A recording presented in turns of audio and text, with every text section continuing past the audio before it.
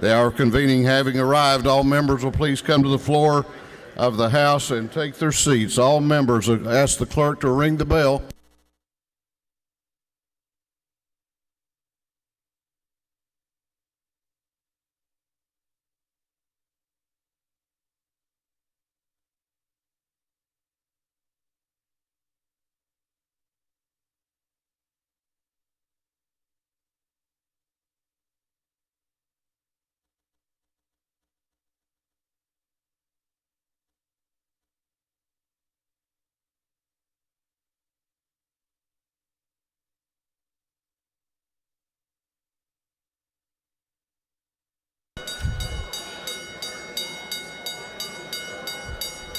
I'll ask all members to please come to the floor of the House. We're about to have the call of the roll here. All members.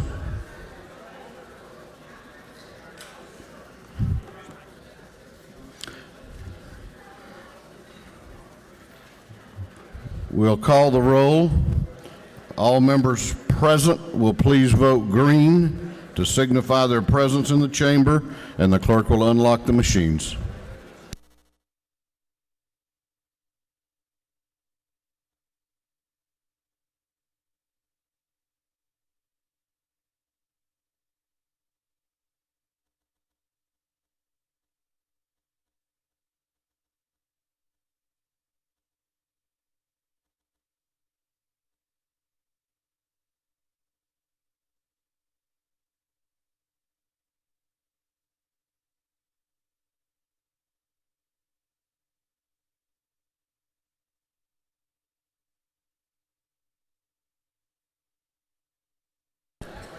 Have all members voted? Have all members voted?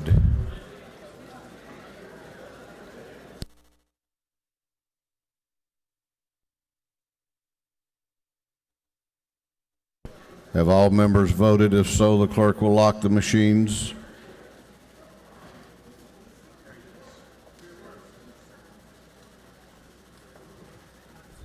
We'll have them mark you present, Representative. Doorkeepers will please close the doors and keep them closed.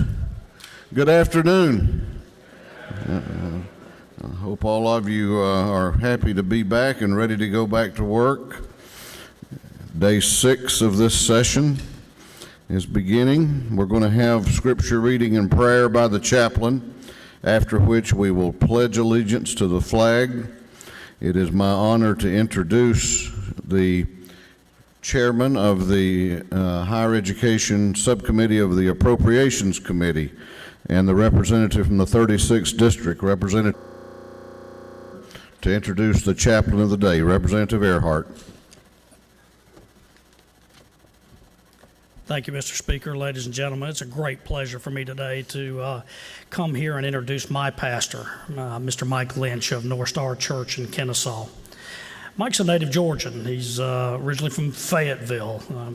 I've been with Lynn Westmoreland and a lot of the Ronnie Chance and a lot of those that we all know and have served with over the years. He lives in Cobb County now, and his wife Ann and his two kids, Mary Michael and Casey.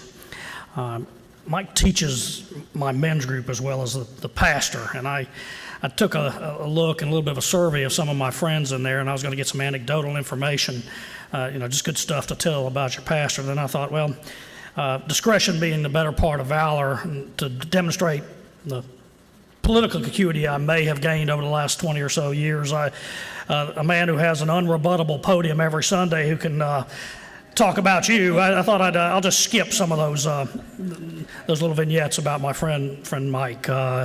He's a graduate of Liberty University, and he pitched for Liberty, owns some D1 baseball records. I probably shouldn't get into those records he actually owns. That may come back to haunt me. He's the pastor of a really growing and giving church. I've been there since Easter Sunday this year. I moved my letter, and it's a wonderful place to be. It's made a big difference with me and my family as well. This church has a mission to so many who have never been in church, so many who were carried into church like myself and have been there all their lives, but they're reaching out, they're growing, they're giving.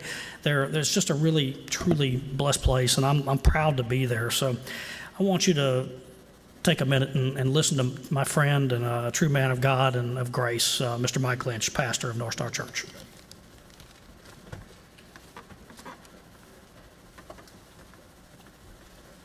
Well, I am honored to be here. I know you guys are ready to get your work going, and you've got a lot on tap and a lot of things going over these next few weeks. You know, as you get started, I think adversity will be one of those things at some point, with all the good heart and good decisions you have, you're going to face those times that things don't come up quite like you want them to.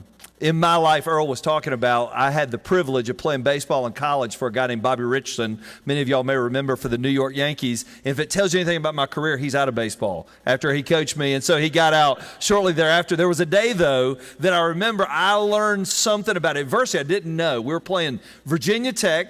It was a cold, blustery, windy afternoon in Virginia, and I remember it was one of those days our first guy had been knocked out, and I came into pitch. I struck the first guy out, came up, the next guy came up, the very first pitch, hit a home run. The next guy came up, the very first pitch, hit a home run. The third batter came up, next pitch, hit a home run. Well, the coach comes and gets me, and y'all know when you get taken out of a game like that, if you're familiar with athletics, you get taken out of a game like that, nobody wants to touch you because you're like a bad disease, and nobody wanted anything to do with me. When I got to the dugout, it was like the parting of the Red Sea. When I got down to the dugout and I laid my hat down, I laid my glove down, and we had a pitching coach. Pitched in the majors for 21 years, Al Worthington. He came by and he patted me on the leg, and I looked at him for some comfort. And I said, "Coach, did you ever have a game like that?" And he went, "Nope." All right, and I decided maybe my profession in life may end up being a little different, but I learned a great lesson that day. I learned that adversity is part of it, and it's not whether you're going to face it, it's going to be how you have to deal with it. It's not going to be whether we're all going to have days that we come out on the winning end. What is it when you come up against something and you come out on the losing end? Today, I think about the nation of Israel. For 40 years, they had wandered in the wilderness behind the greatest leader who had ever existed. If we could get a modern-day leadership book about the life of Moses, there would be something in there for us all, because Moses was the leader. Moses was the guy that could get you out. But Moses couldn't get the people to the land that God had promised them. And so for 40 years, they had wandered in captivity, and in captivity they had wandered, and then they're in the wilderness. They couldn't get across. And finally, there was a day that God told a young man named Joshua, "Joshua, you are the guy that's going to get them across. You're the guy that's going to get them through. Everything is stacked against you, but I'm telling you." And if you were Joshua or I was Joshua, there would be some natural things that would come to our mind. Number one, we would go, if Moses couldn't do it, why can I do it? Oh, we can look at our jobs and what you do here, and you could say, well, if the group that's come behind us in the past couldn't get us through, what makes us think that we can? We would think, well, these people that I've got, we've been wandering the wilderness. A whole generation's died off. We're not trained for battle. If we cross over into this new land that God's given us, what makes us think we can do it? Joshua could think, well, I was one of the ones that said we could in the first part. 40 years ago, I said we should have done this. Why are you holding this against me? Why am I the one that has to do it now? And over and over and over, you could have run these things in your mind. And you know this, anytime God calls you to do something great, there's going to be a million obstacles in your way in there. There's going to be a million things sitting in your way to tell you why you can't, why you shouldn't, why you won't. And God came to Joshua, and he said something to him. I'm telling you, if we could capture this and we could bottle it and we could live it, whether it's in a football game, like these young men that you're going to meet here in a few minutes, whether it's in the game of life, I want you to listen to what God said to Joshua.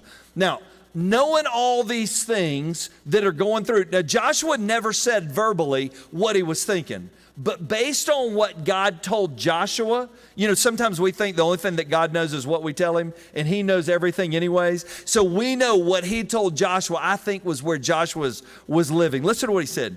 He said, Joshua, this is my command. He's already told him he's going to get up this nation and they're going to cross this river that looked impossible to take the land that he had promised to Moses 40 years prior. Listen to what he said. This is my command. Be strong and courageous. Be strong and courageous. Don't be afraid or discouraged, for the Lord your God is with you wherever you will go. Now, when he said be strong, do you think he was talking about physical strength? I don't think he was talking about physical strength. I think he was talking about inner strength. Because to overcome adversity, you've got to be strong in here, don't you? In all of us, whether it's in our family, in our livelihood, in what we do here, making a difference for our communities, we've got to be strong in heart. How do we find out whether someone's strong in heart or not? How do they overcome adversity?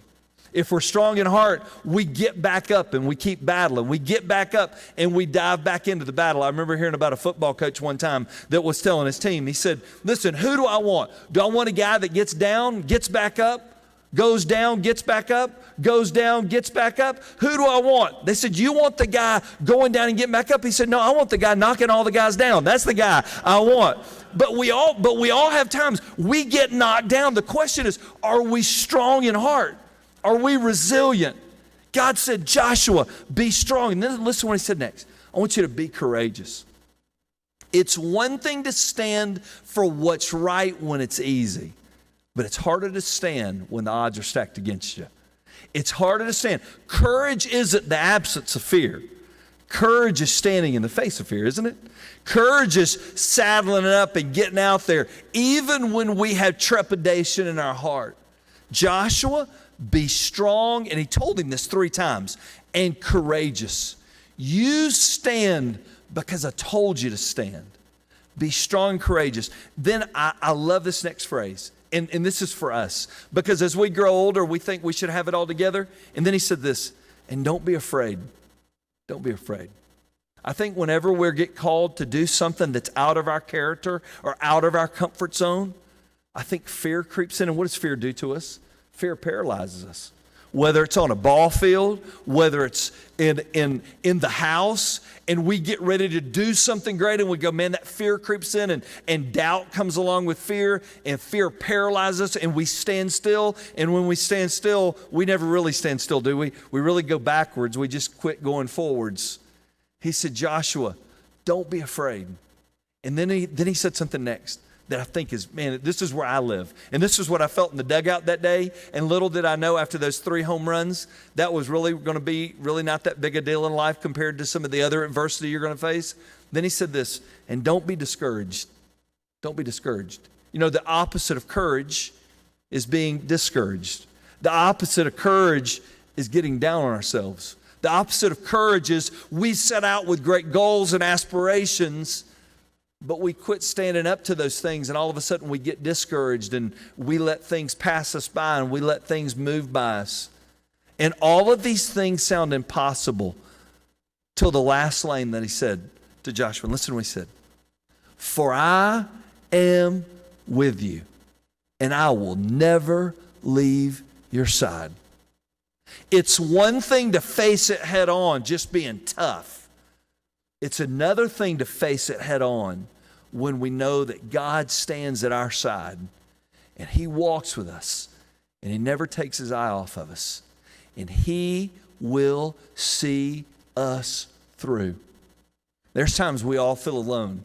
You may be in the middle of the public eye like you can feel at times, and even with what we do sometimes that I can feel at times. But then there are those times we get by ourselves and we could be the most alone people in the world.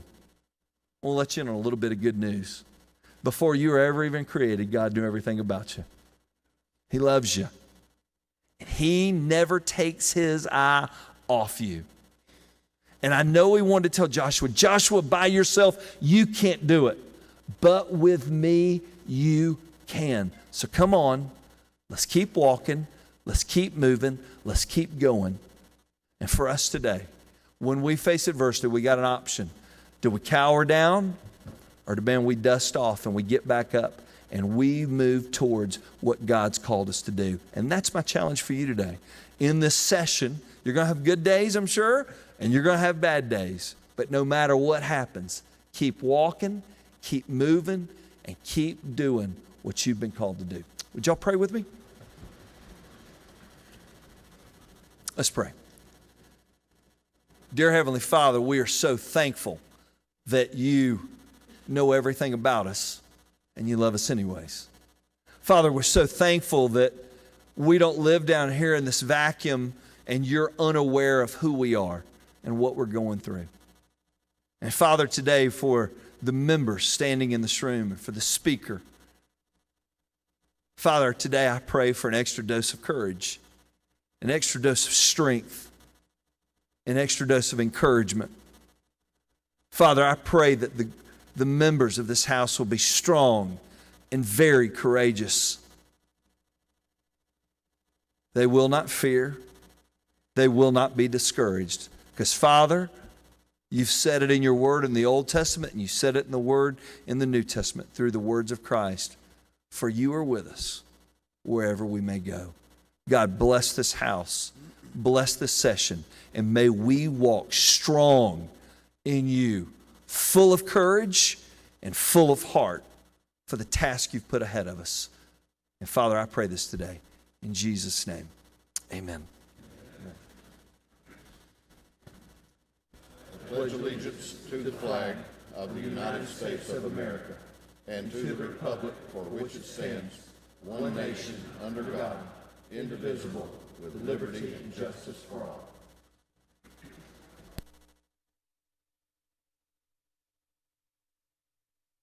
Doorkeepers will unlock the doors.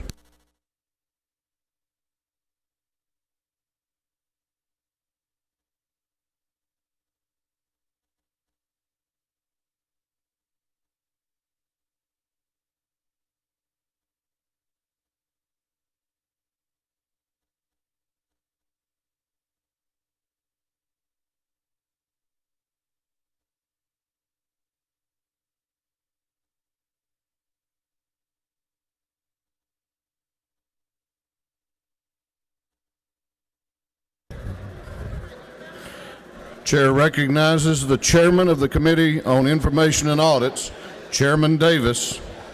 Mr. Speaker, your Committee on Information and Audits has read and reviewed the journal from the previous legislative day and found it to be correct.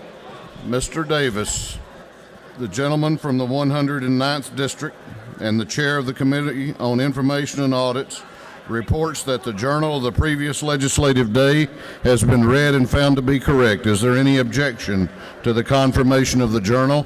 The chair hears none, and the journal is confirmed.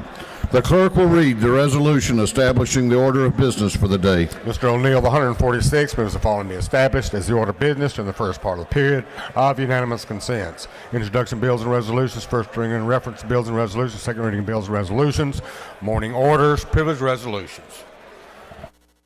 Is there any objection to the adoption of the resolution establishing the order of business for the day? The chair hears none, and the resolution is adopted.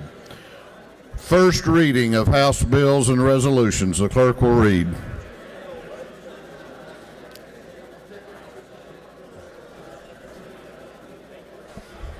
House Bill 743, Representative Rice, 51st, able to be entitled Act, Amendment Code Section 4893 relating to motor fuel tax. Ways and Means. House Bill 744, Representative Lindsay, the 54th, able to be entitled Act, Amendment Title 44 relating to partition, so as an act, the Uniform Partition of Heirs Property Act. Judiciary. House Bill 745, Representative Welch, 110th, the bill to be entitled Act, Amendment Title 31 relating to general provisions relative to health. Health and Human Services. House Bill 746, Representative Maddox, 127th, the bill to be entitled Act, Amendment Code Section 229.1 relating to administrative authority of the Commissioner of Agriculture. Agriculture and Consumer Affairs. House Bill 747, Representative Beverly, 139th, bill to be entitled Act, Amendment Title 48 relating to imposition of income tax. Ways and Means. House Bill 748, Representative Brockway, the 101st, bill to be entitled Act, Amendment Code Section 19823 relating to adoption records. Judiciary. House Resolution 1137, Representative Wells, 110th, a resolution making renewed application to the Congress of the United States to call a convention for the purpose of proposing an amendment to the Constitution of the United States. Governmental Affairs. Through the first readers. Second reading of House bills and resolutions. The clerk will read. HB 674 by Representative Mitchell of the 88th, the bill to enact the Interception and Disclosure of Geolocation Information Protection Act 2011. HB 676, Representative Harbin of the 118th, the bill relating to limitations on prosecutions. HB 678 by Representative Long of the 61st, the bill relating to health. HB 729 by Representative Knight of the 126th, bill relating to revenue and taxation. HB 730 by Representative Hembry of the 67th, the bill relating to competitive reward requirements and to general authority, duty, and procedure relative to state purchasing. HB 731 by Representative Lindsay of the 54th, a bill relating to charter schools. HB 732 by Representative McBray of the 153rd, a bill relating to the issuance of license plates to veterans awarded Purple Hearts. HB 733 by Representative Hightower of the 68th, a bill relating to family violence. HB 734 by Representative Dempsey of the 13th, a bill relating to professional counselors, social workers, and marriage and family therapists. HB 735 by Representative Bruce of the 64th, a bill relating to license to carry a weapon and temporary renewal permit. HB 736 by Representative Bruce of the 64th, a bill relating to general provisions relative to insurance. HB 737 by Representative Williamson of the 111th, a bill to amend an act creating Board of Commissioners, Walton County. HB 738 by Representative Williamson of the 111th, a bill to amend an act providing for districts of elections of Board of Education, Walton County.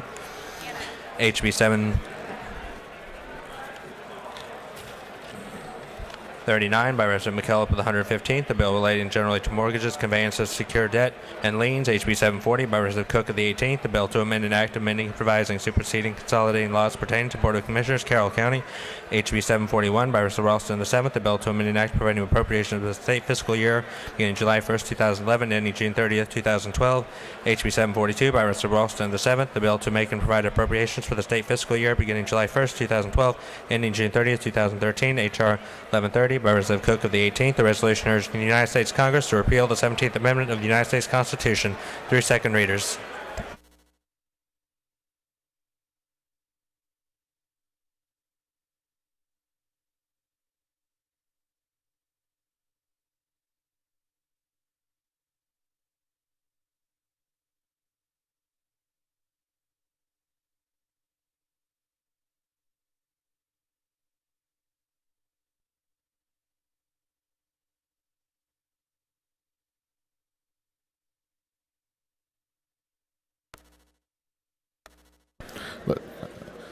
Okay, let's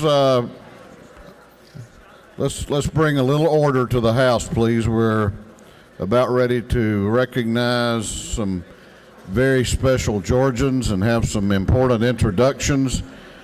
I would ask you, if you have conversations that require you roaming around the floor and meeting with other members, if those can't wait, take those into the anterooms or out in the hallway.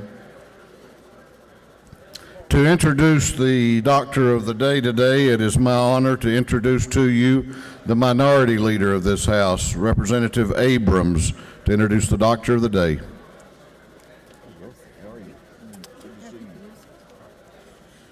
Thank you, Mr. Speaker. It is my honor to introduce the Doctor of the Day, Dr. Frank M. Pickens. He's a board-certified internist. He obtained his undergraduate degree at Wofford College and completed his medical degree at Emory University School of Medicine. Dr. Pickens conducted his internship and his residency in internal medicine at the Emory University affiliated hospitals. He completed his fellowship in pulmonary medicine at Emory University Hospital. And then he made a different life choice for some, including the speaker. He now practices at the Georgia Institute of Technology Student Health Services. Please do not hold that against him. He is a member of the American College of Physicians and the AMA. He's also a member of the board of directors of the Atlanta Braves 400 Club.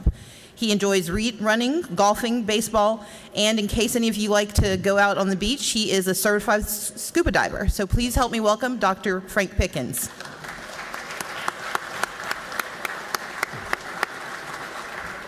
Well, good afternoon. It's an honor for me to be here with you today, and I just want to say that I appreciate your service to the state of Georgia, and if there's anything I can do for you, please let me know. Thank you very much. Thank you, sir. Let's get a picture.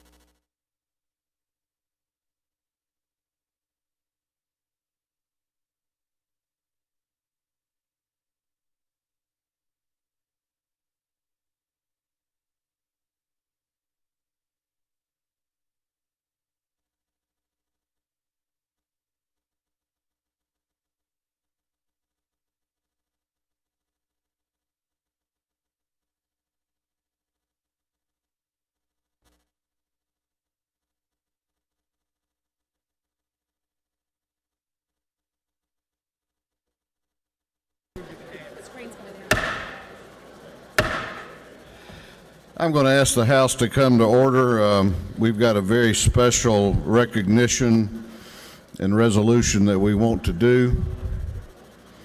We're going to set the table for it. Clerk will play the audio visual. On a run, complete to the 25, to the 30, Lindsey's got 35, 40, Lindsey's got 45, 50, 45, 40, run, Lindsey, 25, 20, 50, 10, 5, Lindsey's got, Lindsey's got, Lindsey's got. You know, this game has always been called the world's greatest cocktail party. Do you know what is going to happen here tonight? Set up at St. Simon behind him, and Jekyll Island, run, complete to the 25, to the 30, Lindsey's got 35, 40, condominiums for 4 days. Man, is there going to be some property destroyed tonight? 5, Lindsey's got, Lindsey's got, Lindsey's got. You know, this game has always been called the world's greatest cocktail party. Do you know what is going to happen here tonight? And up at St. Simon's and Jekyll Island and all those places where all those dog people have got to stand up for 4 days. Man, is there going to be some property destroyed tonight? Behind him. Going to throw on a run, complete to the 25, to the 30. I hope you'll help me welcome to the podium author Robbie Burns and one of the greatest receivers and football players in Georgia history, Lindsey Scott. Lindsey Scott, Lindsey Scott.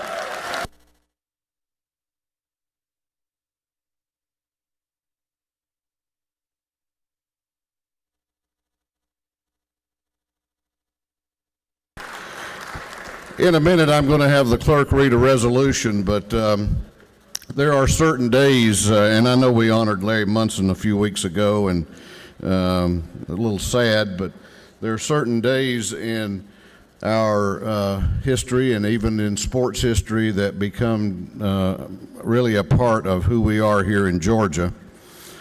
I can remember being at the Gator Bowl in Jacksonville on that afternoon in 1980, and we got word that Georgia Tech had tied Notre Dame, the #1 team in the nation, and there we were getting beat by that school out of Florida, and then Buck Bellew scrambled around and threw to Lindsey Scott, and the world turned right side up. So the amazing thing about that, and we've heard the Munson call and have seen the replay so many times over the last 30 years plus, is that that is now part of a really great book, and I hope you have a chance to get a copy.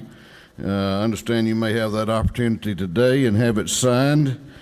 Robbie Burns has published articles on sports and sports history for over 2 decades, and Bellew to Scott, The Greatest Moment in Georgia Football History, is his first book. He served 11 years as the Public Relations Director for the Georgia Sports Hall of Fame. He's written for the Macon Telegraph, the Baton Rouge Morning Advocate. He's been published nationally in magazines. He's one of ours. He graduated from Mercer University in 1989. He's also a graduate of Tatnall Square Academy. He and his wife Dawn live in Macon, and they have 2 children. And it is a great, great book. I got to tell you, Representative Holmes gave me one for Christmas, I think, last year, and thank you very much for that.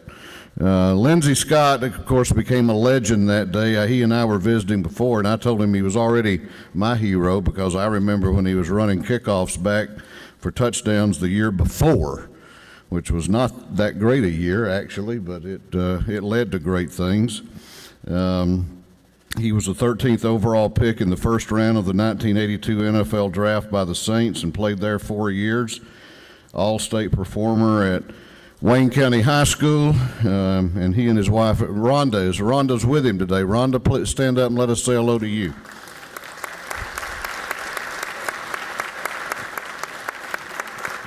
Lindsey and Rhonda live now in Valdosta.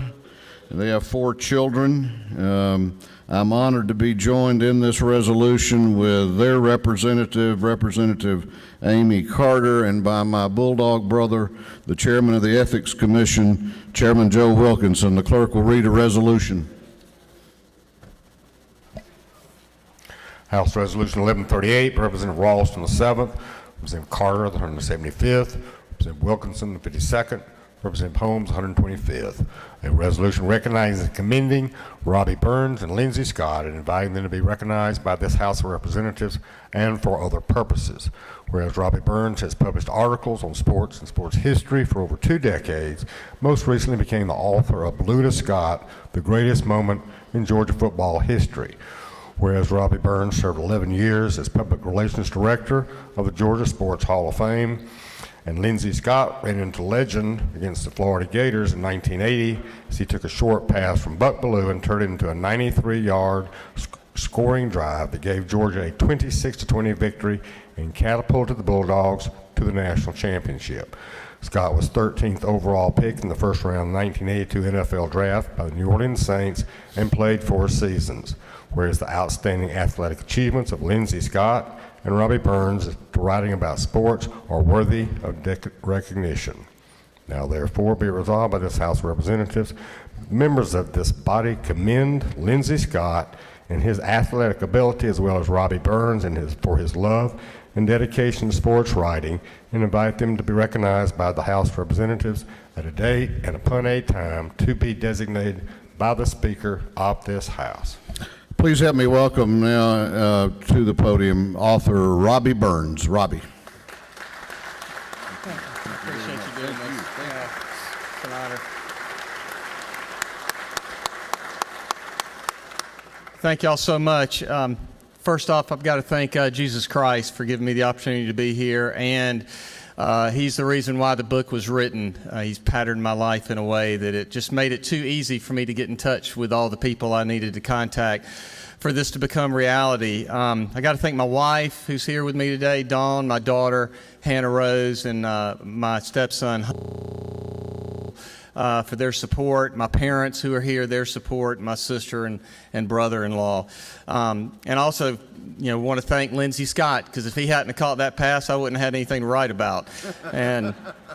But I want to thank Speaker Ralston for having us here today.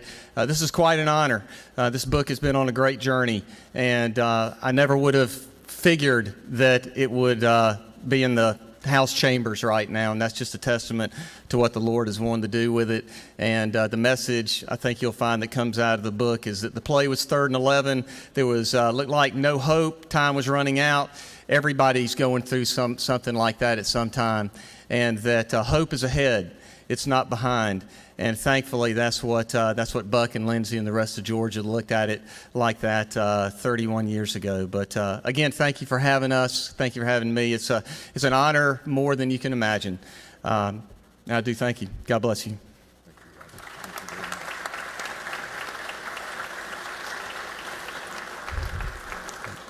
He really needs no introduction, Lindsey Scott.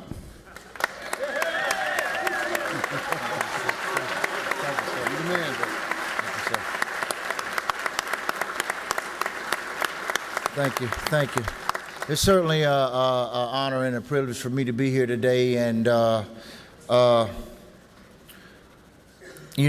to first, like Robbie, I got to thank God, because the minister earlier was talking about adversity, and I think you talk about 3rd and 11. There was a little bit of adversity before that play. There was a little bit of adversity, but I like to recognize my wife. I think she's always been recognized. I can't go home if I don't do that. My wife Rhonda's here with me today, but this has been a journey for me, and the thing I like about it is that I've made a great friend in Robbie Burns. And Robbie, I'm gonna tell him myself a little bit. Robbie was a 9th grader in 1980, and the thing I love about Robbie in the book is it shows his passion and the passion for college football. And I need to say this because I need to clarify this. It's not about me. It's about a team. It's about a university. It's about a group of people. It's about passion for college football, and I'm just glad that I was fortunate enough to be a part of that. But Robbie, I want to, I'm not going to stay long. I just want to tell him the favorite part of Robbie's book was, let's get that straight, was the fact that he talked to, it was Buzz Cook, He's a 1978 Georgia alumnus, and Buzz says in the book, he says that he don't know if God really cares about who wins or loses a football game, and he says he don't even really know if God cares, about the outcome of a football or athletic events in general. But he said on December 8, 1980, God was a bulldog, and I love that, and Robbie has certainly been a blessing in my life today, and I'm glad that I've been able to be a part of this, and I'm honored to be here today, and thank you very much. Thank you. I want to give you all a resolution here. Give you a copy. Robbie, give your copy. Let's get a picture. Okay. We'll just follow your lead. You're motioning us over to you? Yep.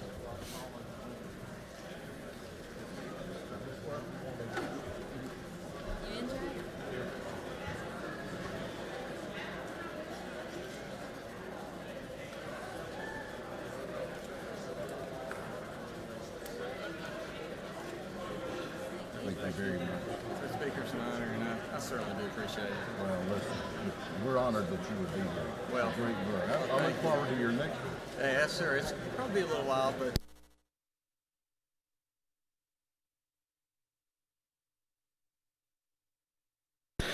Robbie and Lindsay Scott will be out in the ante room. So if you want to greet them, we're going to do some other business, and they will be out there visiting for a few minutes.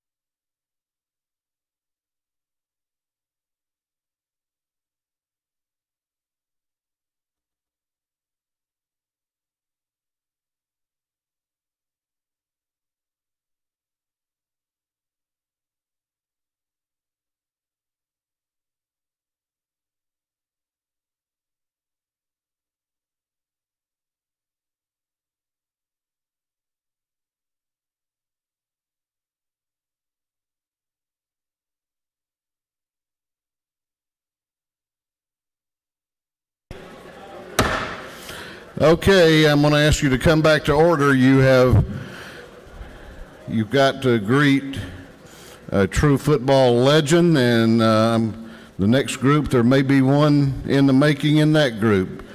So for our next invite resolution, the chair recognizes Representative Frazier. Representative Frazier.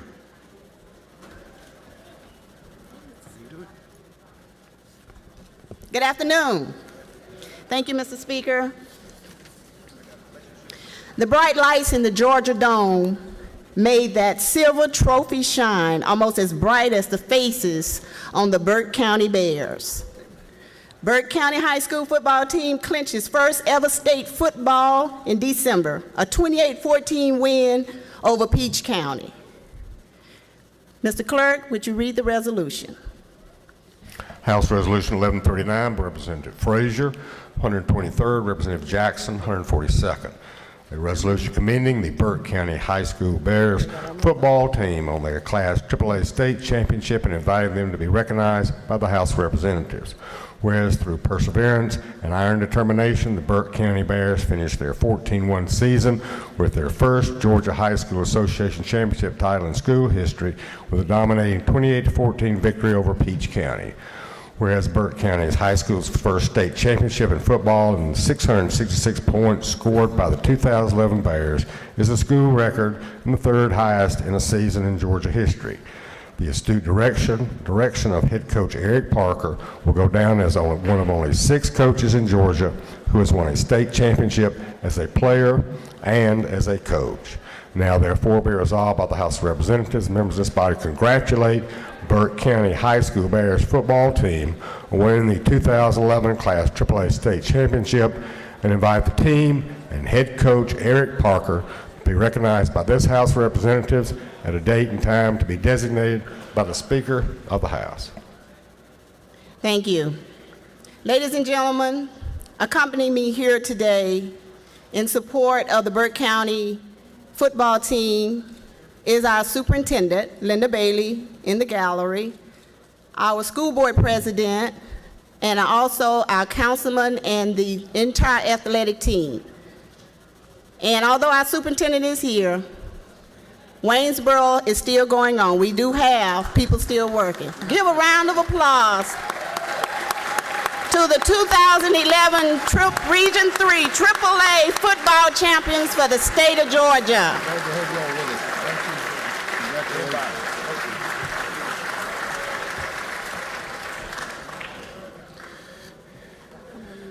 On behalf of the Burke County Bears, we'd like to thank the House of Representatives and Representative Gloria Frazier for the invitation. This is really a big deal for the entire group. Waynesboro, Georgia is one of those small towns on Friday night where high school football is a big deal. So obviously the accomplishments of this team has really been a point of a lot of celebration in that community. Obviously, it took a lot of hard work to get there. State championships don't come easy, and we had to beat a lot of good people. And I'm joined here by a small representation of our senior class. We have 22 seniors. We have over 72 varsity players. And I'm not going to introduce each one of them individually, but this group was a group that just refused to give up, refused to lose. And I think that we at Burke County really take hold of the motto that athletics is the other half of education. Certainly it's not the most important thing that goes on day to day at Burke County High School. Obviously academics are, but we are proud of the lessons that our kids learn on the athletic surface. We're proud of their attitude that they display in competition, and we're certainly proud of this accomplishment. Again, we would like to thank all of you for having us here, and if it's okay with you, we'd like to come back in the near future. Up to you. Okay. All right, let's get a picture. Okay. You have to get in here. Squeeze in tight. Thank you, Christy. I love you. You a senior? Yes, sir. Yes, sir. All of senior. Oh, everybody's a senior. Right here. That's a Y'all big come guy down. there. Y'all go down so we can get the speaker. All right, here we got go. the speaker. I ain't in it. Are you need in it? Yeah, show your face. Yeah, I'm in. Okay. Thank you, guys. Good luck. Thank you, sir. Congratulations again. Now we coming to the graduations. Thank you so much. Great job.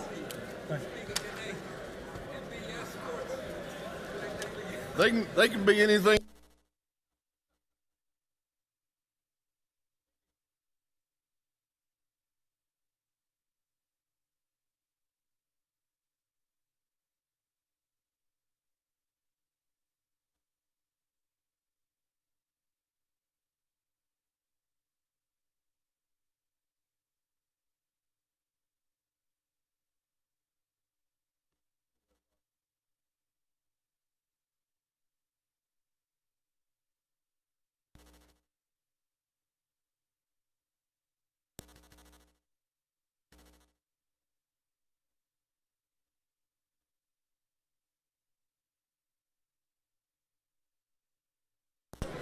I'm going to ask members to begin coming back to the floor. We've got a little bit of business to take up.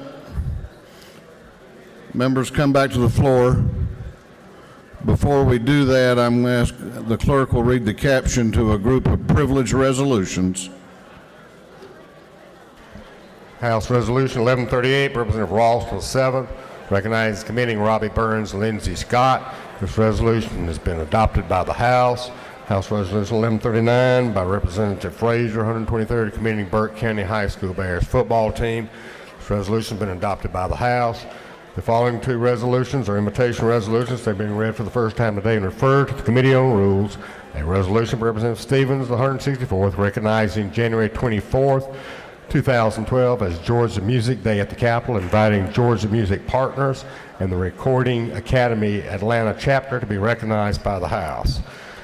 The next resolution is an invitation resolution being read for the first time today and being referred to the Committee on Rules. A resolution by Representative McCall, 30th, recognizing February 14, 2012 as Georgia Farm Bureau Federation Day at the State Capitol, inviting members to be recognized by the House of Representatives.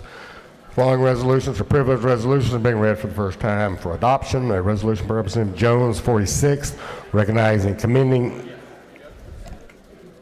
Southwest Airlines on its expansion into Atlanta, Hartsfield-Jackson International Airport, the busiest in the world. Resolution by Representative McCall, the 30th, recognizing February the 7th, 2012, Equine Youth Day at the State Capitol. Resolution by Representative Epps, 128th, honoring the life and memory of Ophelia Swanson. Resolution by Representative Holmes, 125th, recognizing and commending Deacon Joe K. Davis. Resolution by Representative Holmes, 125th, recognizing and commending Deacon Gus Whitlock, and for other purposes through the privileged resolutions. Is there any objection to adopting the privileged resolutions? The chair hears none, and the resolutions are adopted.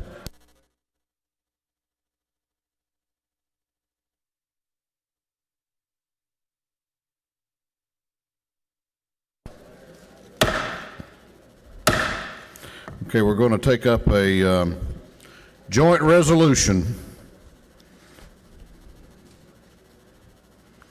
Clerk will read the resolution.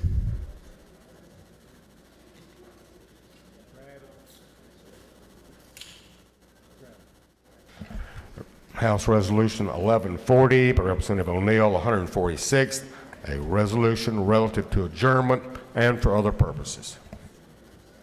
Yeah. Do you need me?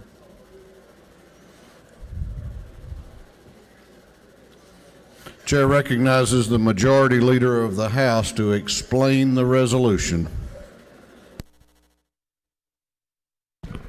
Thank you, Mr. Speaker. Ladies and gentlemen of the House, you have before you an adjournment resolution that very ambitiously takes us out through day 30.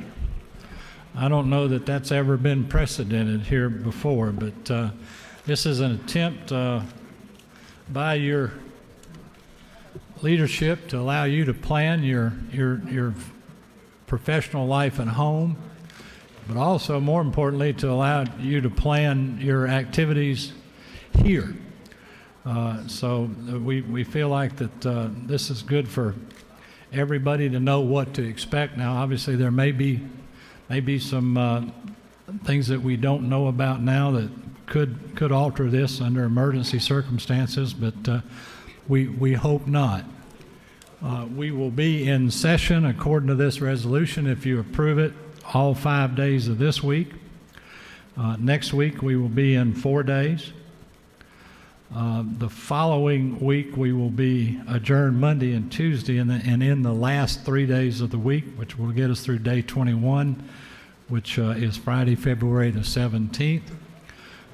All of those romantics among you will note that you'll be off on Valentine's Day and the day before Valentine's Day, so that you can make all the appropriate preparations for that day. We'll be return on Monday, February the 20th through Thursday the 23rd. And then the following Monday, February 27th through Wednesday, February 29th, which will take us to day 28. We'll come back the following Monday, March the 5th for day 29. We will be in adjournment as we usually are the day before day 30, and day 30 will then be March the 7th. And we will then return the following Monday. So it's very likely you'll be here to close to midnight on March the 7th, and so you'll be out, according to this adjournment resolution, the next 2 days and then through the weekend, and not back here until Monday. The minority leader asked me earlier what time we were going to return on Mondays, and we'll assume that we're going to return at 10 o'clock unless we announce otherwise. Mr. Speaker, I'll be happy to yield any questions if there are any. Otherwise, I would ask this House's support on this joint adjournment resolution for the Senate.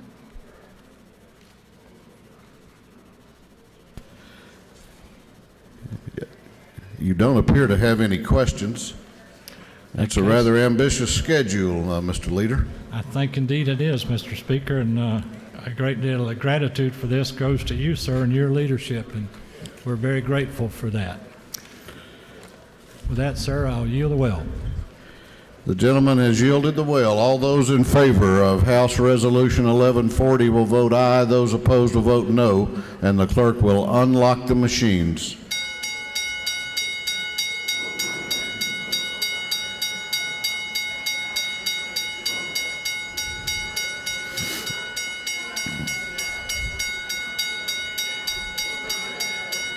We're going to be going on to morning orders as soon as this roll call vote is completed, so if you have signed up for a morning order, you might want to be making your way down to the front. Have all members voted? Have all members voted? All members voted. If so, the clerk will lock the machine. On the adoption of House Resolution 1140, the ayes are 162, the nays are 0. This resolution, having received the requisite constitutional majority, is therefore adopted.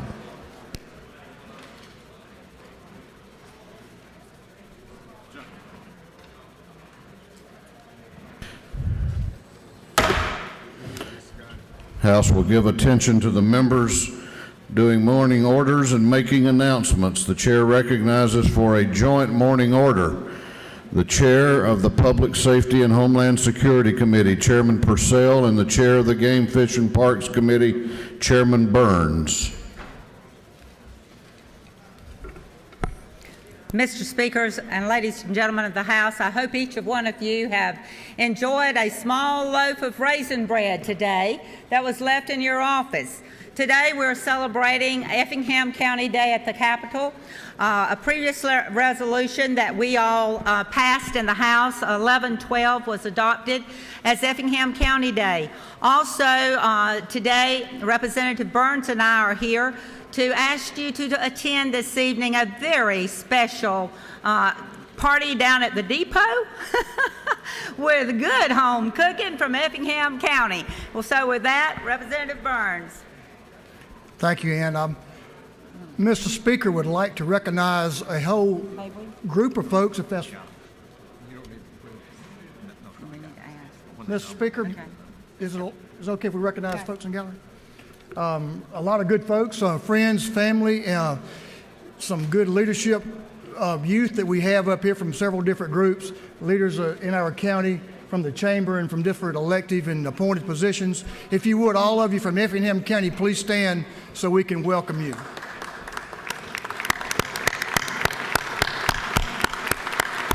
Thank you. Thank you. Thank you, ladies and gentlemen, and we appreciate y'all being here. Thanks for making the trip up, and we look forward to all of us being with you tonight down at the depot. Thank you, Mr. Speaker. And that again is at 5 p.m. tonight at the depot. Also, Mr. Speaker, if we may, we wish to continue to recognize from a previous resolution that was adopted by this House, House Resolution 1111, we have with us from the Effingham YMCA today a group of young people that were nominated to be a part of an academy, and it's the Christian Leadership Academy. They've been here all day with us attending various meetings and are also in the gallery. Mr. Speaker, may we allow them to stand? Go ahead and stand. I think it's okay. So we're proud to have them here. This is our third year, and it's a pilot program for our YMCA, and we're very excited about it and hope to have it across the state of Georgia. Thank you. Thank you, Mr. Speaker. Chair recognizes Chairman Reinders for a morning order. Thank you, Mr. Speaker. I want to tell you what's going on in the great county of Lee County in Leesburg, Georgia. 2 years ago, you may remember Buster Posey was the National League Rookie of the Year, barely beating out Jason Hayward of the Braves. And then last year, Luke Bryan was Country and Western Newcomer of the Year. He's got a #1 hit out now. Well, in case you missed it, and I know we got a lot of fans here, you need to go and check out last week's American Idol. Yes, American Idol. I know the majority of the leaders are a huge fan, tapes all the episodes. But the last act of the night was Philip Phillips from Leesburg, Georgia, did an outstanding job, and they said he was the best of the night. So down in South Georgia, we want all of y'all to go out and watch Philip Phillips on American Idol. Thank you, Mr. Speaker.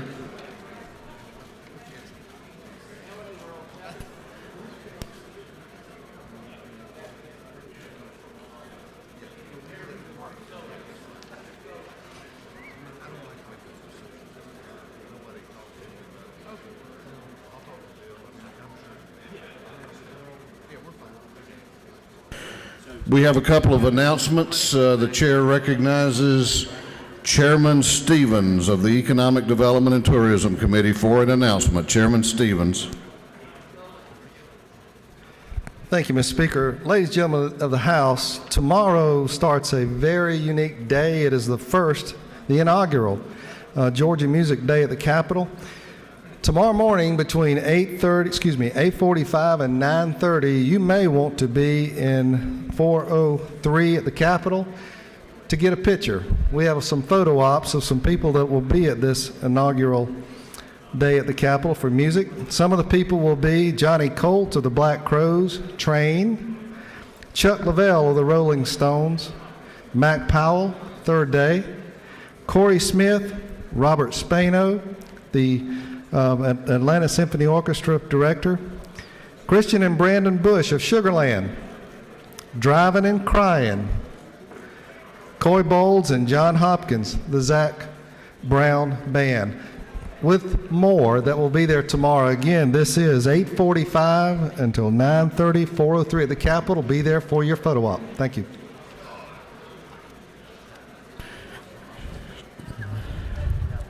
This can't be good. The chair recognizes the chairman of the Rules Committee for an announcement. Chairman Meadows. Thank you, Mr. Speaker. At 2:30 today, there will be a Rules Committee meeting to set an agenda for tomorrow.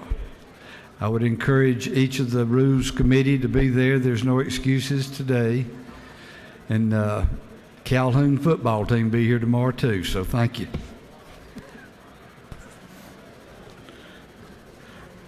What's the school colors up there, Mr. Chairman? We all want to wear them tomorrow. It's black and gold, and it's not for Georgia Tech. It's the Calhoun Yellow Jackets. The dress code for tomorrow, if you're going before the Rules Committee, is black and gold. Chair recognizes Representative Carter for an announcement. Thank you, Mr. Speaker. Just want to remind everyone the United Way reception is this evening, 5 to 7 in the Blue Room over at the depot. Thank you. We had a couple of birthdays last week while we were having hearings of the appropriation committees. Chair wants to extend birthday greetings to Representative Hugh Floyd last week. Representative Floyd. Another birthday last week was Representative Gerald Green. Representative Green. And today, happy birthday greetings to Chairman Maxwell, Chairman Howard Maxwell. Page photographs will be taken up here at the rostrum immediately upon adjournment. Page photographs will be up here at the rostrum upon adjournment. Chair recognizes the Majority Leader of the House for a motion. Mr. Speaker, I move this House now adjourn until 10 a.m. Tuesday, January 31st, 2012. On the motion of the Majority Leader that this House be adjourned until Tuesday, January the 24th at 10 o'clock a.m., all those in favor of the motion will say aye. Those opposed will say no. The ayes clearly have it. This House stands adjourned till tomorrow at 10 a.m.